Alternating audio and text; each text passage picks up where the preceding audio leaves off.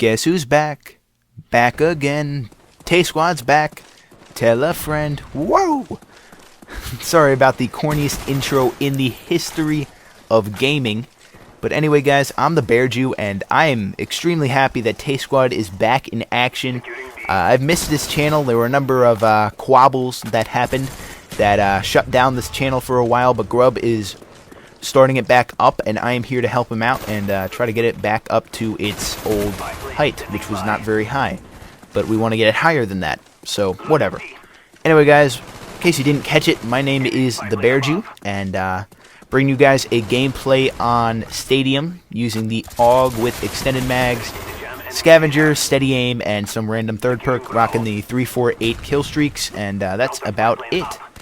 But you guys are probably complaining, wow, Jeff, you're using the Augs. Why would you ever use the Augs? Guys, in case you guys don't know who I am, which probably most of you don't, I never try hard, and when I do, that's because I'm having fun doing it, and that's very rare. Extremely rare. But the Augs is a fun gun to use. I don't care what other people think of it. It might be cheap, it might be extremely good, overpowered, whatever. But you know what? It's fun to use. I'm having fun using it. I'm going to use it. And this doesn't, I mean, obviously you can say that for noob tubing, ghost, whatever.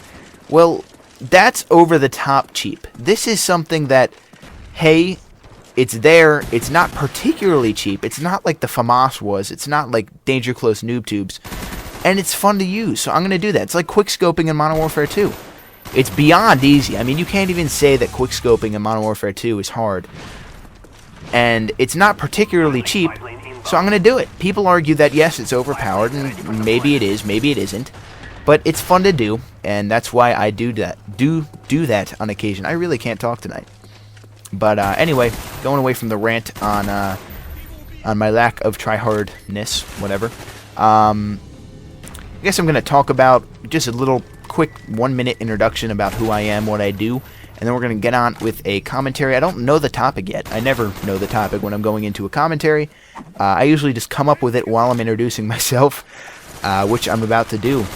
Talk about a ramble. Anyway, if you guys didn't know, my name is Jeff. I am 16, and I live in a wealthy town in New Jersey. And believe it or not, that wealthy town is the reason I am here on YouTube today. Essentially, my family has enough money flowing around, I'm not going to lie, but the rest of this town is just ridiculously, they have too much money. So they all have beach houses and mountain houses and country houses and whatever. So this town absolutely empties out during the summer. And my family does not own a beach house, it does not own a mountain house, it does not own a country home. So we stay here for most of the summer. Obviously, my brother has lacrosse tournaments. I occasionally have some sports over the summer. You know, random vacations. But we mostly stay here. And it is extremely boring because there's only about 15% of the town left. And most of my friends are gone out of town. The rest are lifeguarding or doing football practice. It's just extremely boring here. And that's how I got into the YouTube community. And that is why I'm here today. Talking to you. Because I had an extremely boring Sunday. Actually, it wasn't too bad. We're about to get a new dog, actually, and we went to see him today. I don't know, guys, I hate to say it, but I'm not too excited about this dog. I mean, we had a golden retriever, right? Had him since he was like 6 weeks old. He died in April of stomach cancer that spread to everywhere. And we were really sad to put him down. And I hate talking about such a sad thing, but we were so sad to put him down because he was still happy. He was jumping around, but we knew he wouldn't be for long because this cancer, it wouldn't let him get any nutrition into his stomach. And we weren't going to hook him up to an IV or anything because that'd just leave him in pain. He'd be bored, tired, and we didn't want to torture him like that. So he couldn't eat anything. We had no options because basically what the vet said is that, you know what, we could do surgery and remove all this stuff and get rid of the cancer, but he'd still only live another year or so, and he'd live that in pain because of the surgery, most of it. So it's really not, it's in his best interest to just let him live out these last couple weeks and then put him to rest. So we followed the doctor's orders, and he was put to sleep sometime in April, and we were extremely sad to lose him. But, you know, crap happens, and you have to deal with it. So, actually, it wasn't April, it was June. I'm saying April because April was his birthday, April 20th. But anyway, moving on from the sad stuff, we're getting a new dog, and there's this dog named Dallas, and he's at an animal shelter. We usually get these dogs from the Puppy Barn, which is a like your average dog store, and obviously they're run by puppy mills, and my dad all of a sudden is getting all animal activist on our asses and going, we're not getting a dog from a puppy mill. And I really want a puppy because I'm only going to be with this dog for at most 3 years because I'm going off to college, right? I'm 16.